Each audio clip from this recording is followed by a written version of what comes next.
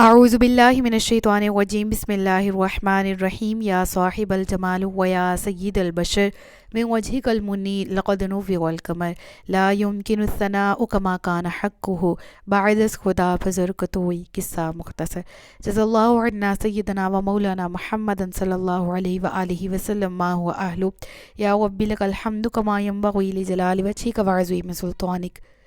رب اشرح لي صدري ويسر لي امري واحلل عقدة من لساني يفقهوا قولي رب زدني علما رب زدني علما رب زدني علما۔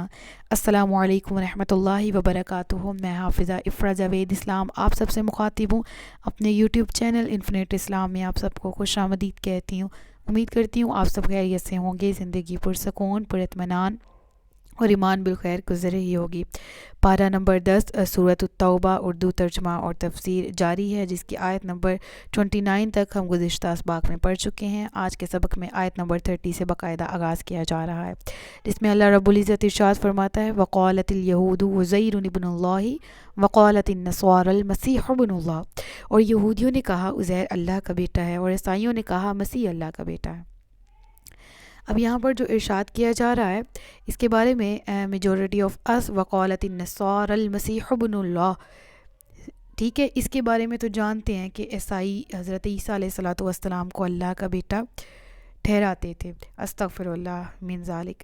اب یہاں پر جو یہودیوں کا ذکر کیا جا رہا ہے، یہ یہودیوں کا کہ تمام فرقوں کا یہ ایک عقیدہ نہیں تھا، بلکہ ان میں ایک خاص فرقے کا یہ عقیدہ تھا۔ اور حضرت عبداللہ بن عباس رضی اللہ تعالیٰ عنہ فرماتے ہیں کہ یہودیوں کی ایک جماعت تھی جس میں کچھ افراد شریک تھے جو نبی پاک صلی اللہ علیہ وآلہ وسلم کی خدمت میں حاضر ہوئے۔ ان میں سے ایک شخص تھا شاس بن قیس، ایک نعمان بن عوفی اور ایک سلام بن مشکم، ٹھیک ہے، اور ایک چوتھا تھا ان میں سے، اس کا نام تھا مالک بن سویف۔ یہ چار تھے جو آقا علیہ الصلوۃ والسلام کی بارگاہ میں حاضر ہوئے، تو انہوں نے اپنے اس عقیدے کا اظہار کیا، ان کے سامنے یہ بات ظاہر کی، تو اس پر یہ آیت کریمہ نازل ہوئی تھی۔ آج کے دور میں اس فرقے کا کوئی وجود نہیں ہے۔ تو یہاں پر جو ذکر ہے یہ یہودیوں کے ایک خاص فرقے کا ہے جس کے بارے میں کہا جا رہا ہے، اور یہودیوں نے کہا عزیر اللہ کا بیٹا ہے۔ یہ عزیر کو کیوں اللہ کا بیٹا کہتے تھے حضرت عزیر کو؟ کیونکہ آپ اللہ کے حکم سے 100 سال بعد دوبارہ زندہ کیے گئے تھے، اور لوگوں کے لیے بھی ایک مکمل دلیل، اور آپ کے سامنے بھی جب آپ کے جو پھل تھے وہ تازہ تھے، لیکن جو آپ کا گدھا تھا وہ بکھر کر اس کی ہڈیاں بھی بکھر چکی تھیں، وہ دوبارہ سے سمٹا اور زندہ کیا گیا۔ تو یہ بذات خود ایک بہت بڑی دلیل تھی حضرت عزیر علیہ الصلوۃ والسلام کے لیے بھی ذات باری تعالیٰ کی طرف سے، اور ان کو بھی دلیل بنایا گیا اللہ کی طرف سے باقی لوگوں کے لیے۔ تو ان لوگوں نے جب حضرت عزیر کو اس طرح سے دیکھا دوبارہ سے سامنے آتے ہوئے اپنے، تو انہوں نے یہ عقیدہ ایک فرقے نے گڑھ لیا، اور یہ عقیدہ کیوں گڑھا یہ بھی میں نے آپ کو بتا دیا، اور اس کا نتیجہ بھی کہ آج کے دور میں یہ لوگ موجود نہیں ہیں۔ یہ خاص قسم کی ایک جماعت تھی جس کے بارے میں آیت نازل کی گئی وقالت النصارى المسیح ابن اللہ۔ پھر اس کے بارے میں کہا گیا ذالک قولہم بافواہہم، یہ ان کے منہ سے کہی ہوئی بات ہے۔ اس سے کیا مراد ہے؟ یعنی کہ بغیر سوچے سمجھے انہوں نے یہ عقیدہ گڑھ لیا ہے، حالانکہ ان کی اس عقیدے کی بنا پر نہ ان کے پاس اس کی کوئی دلیل ہے، نہ ہی کوئی برہان ہے۔ اپنی جہالت کی وجہ سے یہ باطل عقیدہ گڑھ کے بیٹھے ہیں اور اس باطل عقیدے پر منجمد ہے، لہٰذا حقیقت سے اس کا دور دور تک کوئی تعلق نہیں ہے۔ پھر اس کے بعد کہا گیا یضاہئون قول الذین کفروا من قبل، یہ پہلے کے کافروں جیسی بات کرتے ہیں، اللہ ہی نے مارے گا کہاں اوندے جاتے ہیں۔ اب پہلے کے کافروں سے مراد کیا ہے؟ یعنی پھر عیسائیوں کا ذکر کیا گیا نا، کہ عیسائیوں نے حضرت عیسیٰ کو اللہ کا بیٹا ٹھہرا لیا۔ یہ پہلے والے کافروں کی جو ہے وہ بات کرتے ہیں، پہلے والے یعنی عیسائیوں سے پہلے یہودی، انہوں نے حضرت عزیر کو کہا تھا نا، تو پھر عیسائیوں کو کہا گیا کہ ان سے پہلے یہودیوں نے تو بھی ایسا کیا تھا، حالانکہ ذالک قولہم بافواہہم، یہ ان کے اپنے منہ سے کہی ہوئی باتیں ہیں، نہ ان کے پاس ان کی بات کی کوئی دلیل ہے، اور نہ ہی ان کی بات کا کوئی ان کے پاس کوئی برہان ہے، کوئی وجہ ہے جس کی وجہ سے یہ وہ بات کہہ رہے ہیں۔ اور اگر ان دونوں کی بات کی جائے کہ یہ دونوں ہی مراد ہیں، عیسائی اور یہودی، تو اس حوالے سے اگر ان دونوں سے مخاطب ہے رب العالمین کی ذات، تو پھر حضرت حسن رضی اللہ تعالیٰ عنہ رحمۃ اللہ تعالیٰ علیہ فرماتے ہیں کہ اس سے مراد یہ ہے کہ اس آیت میں یہودیوں اور عیسائیوں کے کفر کو گزشتہ امت کے جو کفر ہیں انہوں نے جو کفر کیا ان سے تشبیہ دی گئی کہ انہوں نے بھی تو اللہ کے شریک ٹھہرایا مختلف چیزوں کو، لہٰذا آج ان امتوں کا کوئی وجود نہیں ہے، اور تم بھی اگر اپنے اس عمل سے باز نہیں آئے تو حقیقت میں تمہارے بھی نامہ اعمال جو ہے اس میں ہر طرح سے ہر قسم کسی بھی طرح کی کوئی رعایت نہیں کی جائے گی، اور گناہ جو ہیں وہ لکھ دیے گئے ہیں جس کی وجہ سے تمہاری بھی پکڑ کی جائے گی۔ اگلی آیت ہے، اور وہ کیا ہے، انہوں نے اپنے پادریوں اور درویشوں کو اللہ کے سوا رب بنا لیا، اور مسیح بن مریم کو بھی، حالانکہ انہیں صرف یہ حکم تھا کہ وہ معبود کی عبادت کریں، اس کے سوا کوئی معبود نہیں۔ یعنی حضرت عیسیٰ علیہ السلام کی تبلیغ بذات خود بھی یہ تھی کہ اللہ صرف ایک ہے، اس ایک اللہ کی عبادت کریں، اللہ کے سوا کسی کو معبود نہ بنائیں، وہ ان کے تمام شرک سے پاک ہے جو وہ اس کا شریک ٹھہراتے ہیں، کسی ذات کو بھی اللہ کی ذات کے آگے وہ تمام کے تمام باطل معبود، ایک طرف اللہ کی ذات ان تمام شرکوں سے پاک ہیں۔ تو کیا ہوا، آیت کا خلاصہ یہ کہ یہودیوں نے بھی اپنے پادری اپنے درویشوں کو اللہ کی سوا رب بنا لیا، کہ اللہ کے حکم کو چھوڑ کر ان کے حکم کے پابند ہو گئے، اور ان کا حکم کس طرح سے بدلتا تھا، جس طرح سے ان کے پاس کوئی بڑا کوئی عمرہ کوئی امیر آتے اور وہ حکم بدلنے کا کہتے، اس کے بدلے میں کوئی قیمت ان کو دے دیتے تو وہ قیمت لے کے حکم بدل دیتے، اور باقی کے عوام جو ہیں انہوں نے بھی ان اللہ کے حکم کو چھوڑ کے اللہ کی کتابوں کو چھوڑ کے ان کے حکم کو ماننا شروع کر دیا۔ اور عیسائیوں نے حضرت عیسیٰ اور ان کی طرف جو ہے وہ باطل نسبت اور باطل عقیدہ جو ہے وہ ان کا تصور کر رکھا تھا، اور باطل عقیدے پر پختہ تھے، اور نعوذ باللہ کہتے تھے کہ رب العالمین اللہ جو ہے وہ حضرت عیسیٰ علیہ السلام کا باپ ہے۔ اللہ فرماتا ہے کہ حالانکہ حضرت عیسیٰ نے تو خود فرمایا ہے کہ اللہ کی عبادت کرو، اللہ کے سوا کسی اور کی عبادت نہ کرو، وہ اکیلا معبود ہے۔ لہٰذا اس آیت میں جو تنبیہ کی جا رہی ہے یہودیوں اور عیسائیوں کا ذکر کر کے کہ ان لوگوں نے اپنے پادریوں اور درویشوں کو اور علماء کو اپنا معبود بنا لیا تھا، اس سے مراد اب یہ بھی ہے کہ اندھا دھند کسی کی تقلید نہیں کرنی چاہیے۔ جو عقیدہ صحیح ہے، جو اللہ اور اس کے رسول کی بات کرنے والا ہے، جو اللہ اور اس کے رسول کا حکم ماننے کا کہتا ہے، جو سنت کی قرآن کی اور حدیث کی بات کرتا ہے، اسی کی ہی پیروی کی جائے، اور اس کے علاوہ ہٹ کے کسی اور کی پیروی نہ کریں، کیونکہ اللہ تبارک و تعالیٰ قرآن کریم میں خود ارشاد فرماتا ہے۔ کیا ارشاد فرماتا ہے؟ رب فرماتا ہے کہ میں ایک آیت آپ کے سامنے تلاوت کرتی ہوں کہ وَاتَّبِعْ سَبِيلَ مَنْ أَنَابَ إِلَيَّ، اور میری طرف رجوع کرنے والے آدمی کے رستے پر چلو۔ لہٰذا اسی کی پیروی آج کے دور میں بھی جائز ہے، جو کہ اللہ کی طرف رجوع کرنے والا ہو، جو اللہ کا رستہ دکھانے والا ہو۔ اس سے مراد ہر وہ مبلغ ہے، ہر وہ اسپیکر ہے، ہر وہ شخص ہے جو آپ کی روحانیت میں مدد کرتا ہے، جو آپ کو اللہ کی طرف لے کر جانے میں مدد کرتا ہے، آپ کو اللہ کی طرف اٹیچ کرنے میں مدد کرتا ہے، وسیلہ بنتا ہے، ذریعہ بنتا ہے آپ کو نیکی کی طرف جوڑنے کا۔ لہٰذا اس کی ہی پیروی کیجئے، اور جو اللہ کی پیروی اور اللہ کے رسول کی پیروی کرتا ہے وہ در حقیقت اللہ تبارک و تعالیٰ اور رسول کی پیروی کرنے والا، نیکی کی پیروی کرنے والا در حقیقت اللہ کو راضی کر رہا ہے۔ اور وہ شخص جو اللہ اور رسول کی بات کرے، قرآن کریم میں ہم پڑھ کے آئے ہوئے ہیں نا یہ والی آیت، یا الذین آمنوا اطیعوا اللہ واطیعوا الرسول واولی الامر منکم، اللہ اور رسول کی اطاعت کرو اور جو تم سے حکومت والے ہیں۔ تو اس سے مراد کیا ہے؟ اولی الامر سے مراد علماء ہیں، فقہاء ہیں، ان کی اطاعت مراد ہے، اور در حقیقت ان کی اطاعت ہی رب کی اطاعت بھی ہے، کیونکہ وہ بھی رب کی اطاعت کا ہی حکم دے رہے ہوتے ہیں۔ ٹھیک ہے، پھر اس کے بعد اگلی آیت میں ارشاد ہوتا ہے،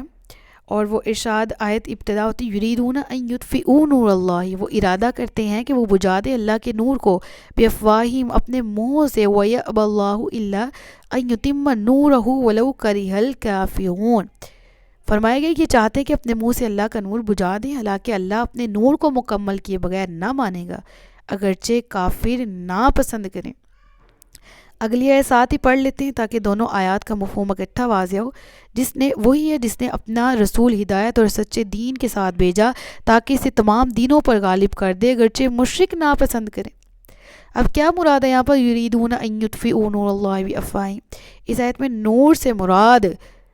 دین اسلام یہ سرکار دو عالم صلی اللہ علیہ وآلہ وسلم کی نبوت کے دلائل ہے. اور وہ لوگ جو نور بجھاتے تھے ان سے مراد کیا ہے؟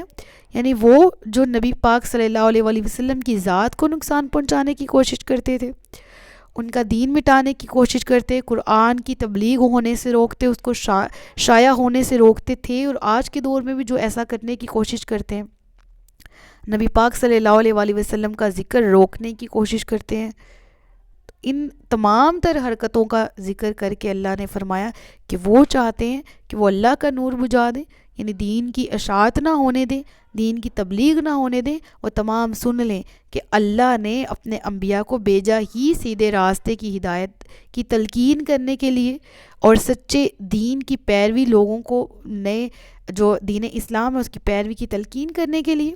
لہٰذا اسلام کی شوکت میں کبھی کمی نہیں آئے گی، اور نہ ہی یہ دین ختم ہوگا کفار کے ہیلے اور حرکتوں کی وجہ سے، نہ نبی کریم صلی اللہ علیہ وآلہ وسلم کی شان میں کسی قسم کی کمی آئے گی. جو چاہتے ہیں کہ دین مٹ جائے وہ خود مٹ جائیں گے،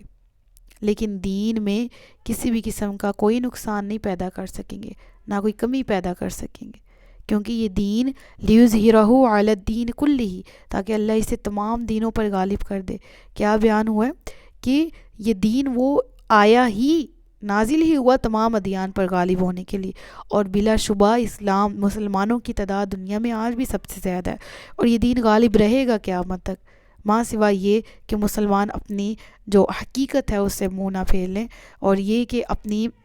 حقیقت کو، اپنی اصل کو پہچانتے رہیں، اور اس پر اپنی حقیقت پر عمل کرتے ہوئے. یعنی کیا ہے حقیقت؟ کہ ایک ہوں مسلم حرم کی پاسبانی کے لیے، تمام مسلمان ایک ہیں، ایک قرآن ہے،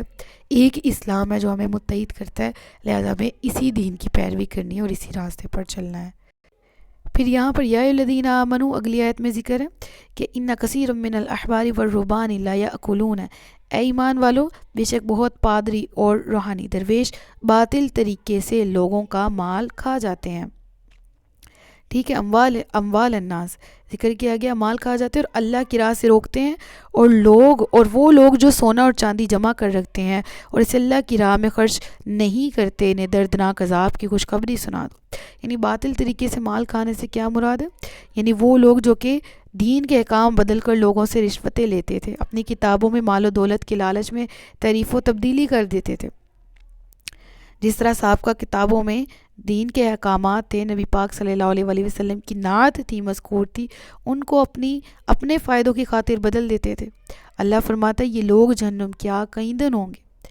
یہ ایسے پادری اور ایسے روحانی درویش جو باطل طریقے سے مال کھاتے ہیں، اللہ کی راہ سے روکتے ہیں. اب یہاں پر ایک چیز یاد رکھی جائے کہ دین کو کمائی کا ذریعہ کبھی بھی نہیں بنانا چاہیے. یعنی دین پھیلانا ہی اس نیت سے کہ کمائی اچھی ہو رہی ہے، بہت ہی ناجائز اور سب سے زیادہ بری ترین حرکت ہے. دین کو کمائی کا ذریعہ نہ بنایا جائے. اب اس سے مراد دو طرح سے لی جاتی، ایک یہ کہ دین کی تبلیغ ہی کرنا، اچھا یہ کام کرتے ہیں اس میں زیادہ پیسہ ہے، یہ والی بات کرتے ہیں اس میں زیادہ لوگوں کی ٹینشن ہوگی، زیادہ پیسہ آئے گا وغیرہ، استغفر اللہ، لوگ کرتے ہیں ایسا، یہ ناجائز و حرام ہے. لیکن وہ قاری، وہ مسجد کا مولوی، وہ عالم جو کہ مسجد میں اذان دیتے ہیں، اپنے آپ کو اس نے باؤنڈ کیا ہوا ہے مسجد کی چاردیواری کے اندر، اور وہ اس چیز کا، وہ 5 وقت اذان دینے کا اور امامت کروانے کا تنخواہ کے طور پر پیسہ لے رہا ہے، اور اس وجہ سے بھی کہ وہ اپنا وقت دے رہا ہے، نوٹ فور دیٹ کہ وہ دین کی پیروی لوگوں کو کرنے کی تلقین کر رہا ہے یا وہ دین پھیلا رہا ہے، اس وجہ سے وہ اس کے پیسے لے رہا ہے. نہیں، وہ اپنے وقت کی قیمت جو ہے وہ اپنے تنخواہ کی صورت میں لیتا ہے کہ وہ جو وقت اپنا دے رہا ہے دین، ایک تو وہ نیکی کر رہا ہے، دین کی راہ میں لگا ہوا ہے، دوسرا اسی کو ہی اس نے اپنا اس کا اس طرح سے وہ کمائی کا ذریعہ بن گیا کہ وہ کسی دوسرے کام کی طرف نہیں گیا، کسی باطل کام کی طرف نہیں گیا کمانے کے غرض سے، وہ نیکی کرتا رہا اور اس نیکی کی وجہ سے ہی اس کو تنخواہ اس کی مقرر کی گئی. یہ جائز ہے اور اس کو اس آیت میں نہیں تنبیہ کی جا رہی. ٹھیک ہے، جنہوں نے باطل طریقے سے مال کمایا اور باطل طریقے سے دین کو مال کا ذریعہ بنایا اور بناتے رہیں گے، ان کے لیے وعید ہے اس آیت میں. ٹھیک ہے، اور اس کے بعد جو ذکر ہے نا کہ وہ جو اپنا مال جو ہے سونے اور چاندی کے یہ جو سونے اور چاندی کے ڈھیر ہے نا، یہ بھی اس صورت میں ہی وبال جان بنے گے قیامت کے دن بھی گلے کا توق، جبکہ اس میں سے زکوٰۃ اور صدقات اور عطیات نہیں نکالے، ٹھیک ہے نا، اور ان کو باطل ذرائع پہ خرچ کیا۔ لہٰذا وہ مال جو کہ اللہ تبارک و تعالی کی رضا میں اللہ کو راضی کرنے کے لیے خرچ کیا جائے، اللہ کی مخلوق پر خرچ کیا جائے، اس پر بھی وعید نہیں ہے اس آیت میں، ٹھیک ہے نا۔ یعنی وہ جو اللہ کے لیے، اب اللہ کے نبی کے بہت سے صحابہ ایسے تھے، ٹھیک ہے، جو کہ جن کے پاس بہت زیادہ مال تھا، اور وہ مال نہ صرف ان کو ان کی روزی میں برکت تھی، بلکہ اس مال سے وہ اللہ کی راہ میں بہت زیادہ خرچ بھی کرتے تھے، ٹھیک ہے۔ تو حضرت ثوبان فرماتے کہ جب یہ آیت نازل ہوئی نا تو نبی کریم صلی اللہ علیہ وآلہ وسلم سے صحابہ کرام نے عرض کی کہ سونے چاندی کا تو یہ حال معلوم ہو گیا، پھر کون سا مال ہے جسے جمع کرنا بہتر ہے؟ تو آپ نے ارشاد فرمایا کہ ذکر کرنے والی زبان، شکر کرنے والا دل، نیک بیوی جو ایماندار کی اس کی ایمان پر مدد کرے، یعنی وہ پرہیزگار ہو اور اس کی صحبت سے اطاعت و عبادت کا شوق زیادہ بڑھے۔ لہٰذا مال وہی بہتر ہے جو اللہ کی راہ میں خرچ بھی کیا جائے۔ بہت سے صحابہ تھے، حضرت عبد الرحمن بن عوف تھے، حضرت طلحہ بن عبید اللہ تھے، حضرت زبیر بن العوام تھے، یہ وہ صحابہ کرام ہیں کہ جن کے پاس بہت زیادہ مال اور دولت تھی، لہٰذا یہ اللہ کی راہ میں خرچ کرنے والے بھی بہت تھے اور بہت ہی اللہ کی راہ میں دیتے تھے، اور اس کی وجہ سے کیا تھا کہ ان کے مال میں برکت بھی مزید ڈلتی، کہ جتنا یہ اللہ کی راہ میں خرچ کرتے اتنا ہی ان کے مال میں اضافہ کر دیا جاتا۔ اس کو وبال نہیں کہتے، اس کو رحمت کہتے، اس کو برکت کہتے، جو اللہ کی راہ میں خرچ کرنے والوں کو عطا کر دی جاتی ہے۔ پھر اس کے بعد ذکر ہے کہ جس دن وہ مال جہنم کی آگ میں تپایا جائے گا، پھر اس کے ساتھ ان کی پیشانی اور ان کے پہلوؤں اور ان کی پشتوں کو داغا جائے گا اور کہا جائے گا یہ وہ مال ہے جسے تم نے اپنے لیے جمع کر رکھا تھا، تو اپنے جمع کرنے کا مزہ چکھو، یعنی وہ مال جس پر زکوٰۃ نہ دی، جس کو اللہ کی راہ پہ خرچ نہ کیا، قیامت کے دن اسے جہنم کی آگ میں تپایا جائے گا، یہاں تک کہ شدت حرارت سے سفید ہو جائے گا، اور اس کے ساتھ زکوٰۃ ادا نہ کرنے والوں کی پیشانیوں اور اس کے پہلوؤں کو اور ان کی پشتوں کو داغا جائے گا، اور ان سے کہا جائے گا کہ یہ وہ مال ہے جسے تم نے اپنے لیے جمع کر رکھا تھا، اور رشتہ داروں کو ان کا حق نہیں دیا، حقداروں کو ان کا حق نہیں دیا، اپنے رشتوں کو، اپنے عزیز و اقارب میں جو غربا ہیں، جو مساکین ہیں، ان کو نہیں دیا تھا، اللہ کی راہ میں نہیں دیا تھا، تو یہ جو تم نے جمع کر رکھا تھا، اب ذرا اس کے بدلے عذاب کا مزہ تو چکھو۔ استغفر اللہ من ذالک۔ تو ارشاد ہوتا ہے کہ جو زکوٰۃ نہیں نہ دیتے، نبی پاک صلی اللہ علیہ وآلہ وسلم فرماتے ہیں کہ جو قوم زکوٰۃ نہیں دے گی، اللہ تعالیٰ اسے قحط میں مبتلا کر دیتا ہے۔ لہٰذا ہمیں چاہیے کہ زکوٰۃ کے منکرین نہ ہوں، زکوٰۃ مال کی پاکیزگی کے لیے اللہ نے رکھی، مال پاک ہو جاتا ہے اس سے۔